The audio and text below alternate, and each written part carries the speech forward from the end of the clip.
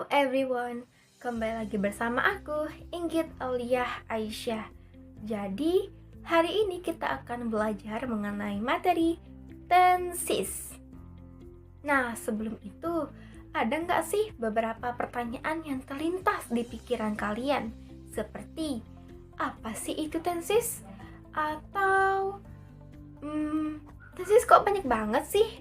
Kok susah banget ya mempelajarinya? Nah, tahan dulu, oke? Tenses itu memang banyak sekali macamnya. Namun, meskipun begitu, tenses merupakan salah satu basic grammar dalam bahasa Inggris, yang mana seringkali kita gunakan ketika kita berbicara maupun berkomunikasi. Seperti yang kita tahu, tenses merupakan perubahan bentuk kata kerja yang menyatakan satu aksi yang dipengaruhi oleh waktu.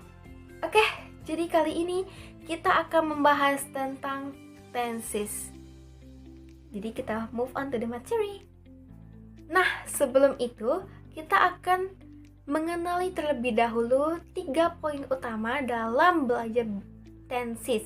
Yang pertama yaitu ada past atau masa lalu, present masa sekarang, dan future masa depan. Jadi ada 3 jenis ya.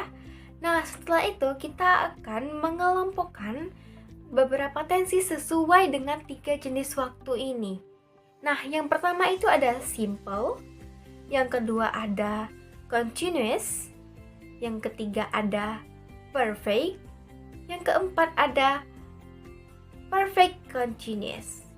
Nah, saat kita mengelompokkan, kita akan melihat bahwa di bagian simple itu sangat istimewa karena berbeda itu sendiri.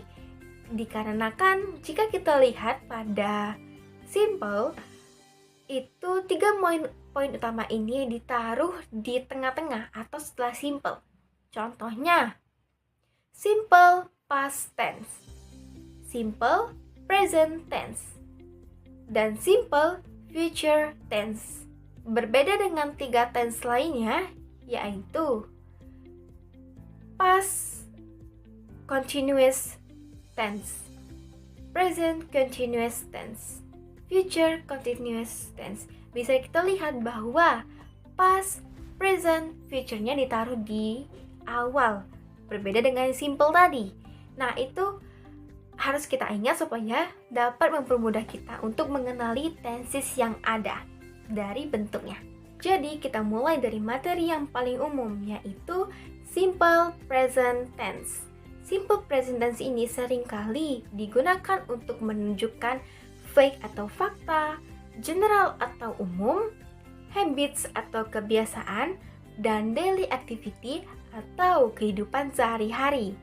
Kata keterangan waktu yang biasanya digunakan dalam simple present tense ini yaitu seperti usually, always, often, dan today, ataupun everyday bisa sekali digunakan.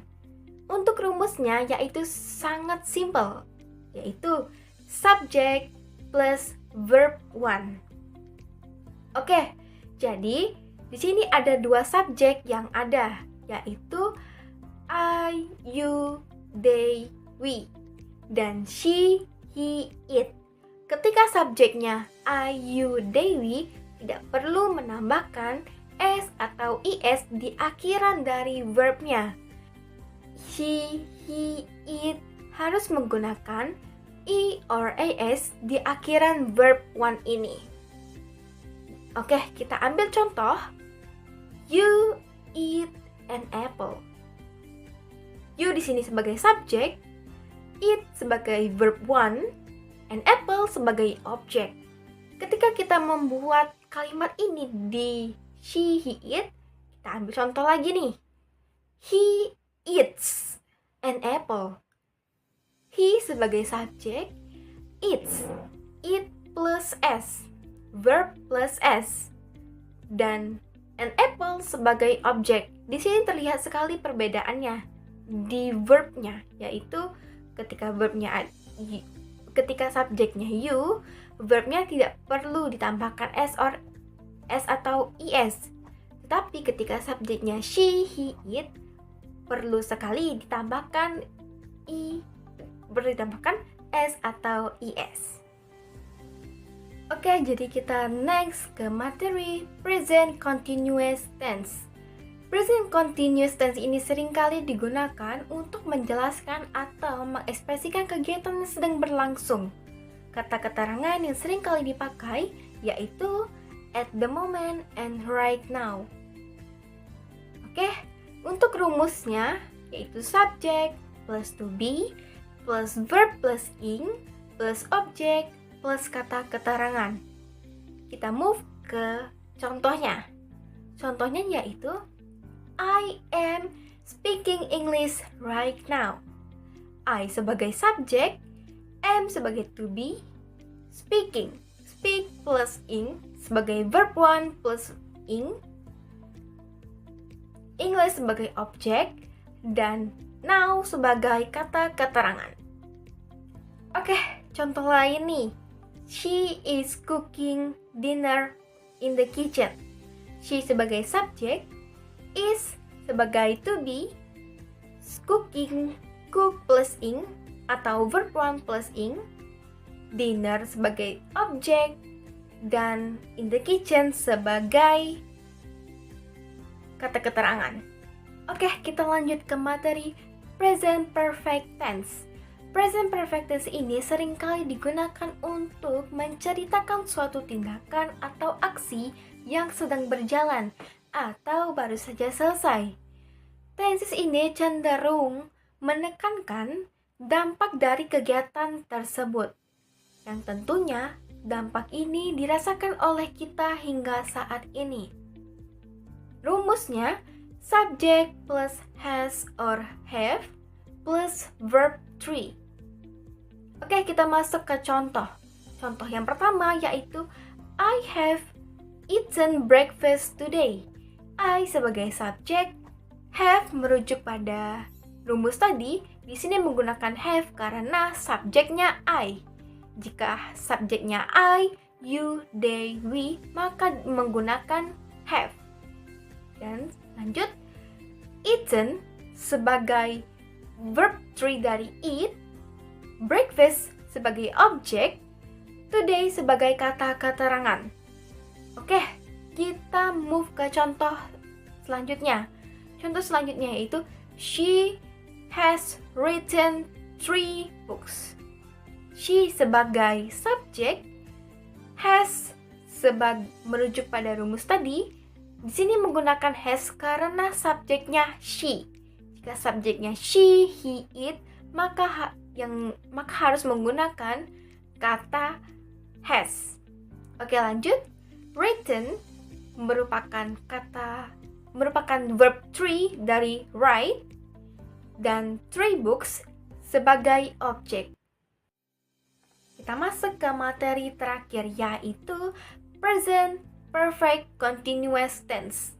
Present perfect continuous tense seringkali digunakan untuk menunjukkan kegiatan yang sudah dilakukan dari masa lalu berlangsung hingga masa sekarang. Kalimat ini seringkali diberikan penjelas dengan penggunaan kata since dan for untuk memperjelas waktu kapan terjadinya kegiatan tersebut. Since digunakan untuk menyatakan sejak kapan kegiatan tersebut dimulai, sedangkan for digunakan untuk menyatakan durasi yang dilakukan durasi kegiatan tersebut setelah dilakukan. Rumusnya subject plus has or have plus been plus verb 1 plus ing plus object. Kita masuk ke contoh yaitu we have watching TV for 2 hours. We sebagai subjek, have sebagai rumus tadi, been masuk ke rumus tadi juga. Watching, watch plus ing, yaitu verb 1 plus ing. TV sebagai objek, for 2 hours sebagai kata keterangan. Kita masuk ke contoh berikutnya yaitu he has been sleeping since last night. He sebagai subjek, has dan been masuk ke rumus tadi. Sleeping, sleep plus ing masuk ke rumus verb 1 plus ing. Dan since last night masuk ke kata keterangan waktu. Akhirnya berakhir juga materi kita pada hari ini. Bagaimana perasaan kalian? Apakah ada yang merasa sangat sulit atau merasa mudah saat mengikuti materi hari ini? Tapi tidak apa-apa karena kita bisa belajar secara perlahan. Karena seperti yang kita tahu, tenses merupakan salah satu grammar yang wajib sekali untuk dipelajari. Maka dari itu, kita bisa belajar secara pelan-pelan dan memahami setiap karakteristik dari tenses yang ada. Jika ingin memperdalam pemahaman kalian mengenai tenses, kalian bisa mencoba untuk membaca sebanyak sekali buku-buku yang ada dan mencoba untuk mengidentifikasi tenses apa yang digunakan pada buku tersebut. Atau jika ingin lebih fokus, maka bisa mencoba untuk menjawab beberapa soal dari buku-buku yang ada ataupun dari internet, itu juga tidak masalah. You have to remember, practice makes more perfect. Jadi banyak-banyaklah berlatih, karena dengan berlatih itu bisa meningkatkan pemahaman kita mengenai materi hari ini. Baik, segitu dari saya pamit. Assalamualaikum warahmatullahi wabarakatuh. Terima kasih sudah menonton.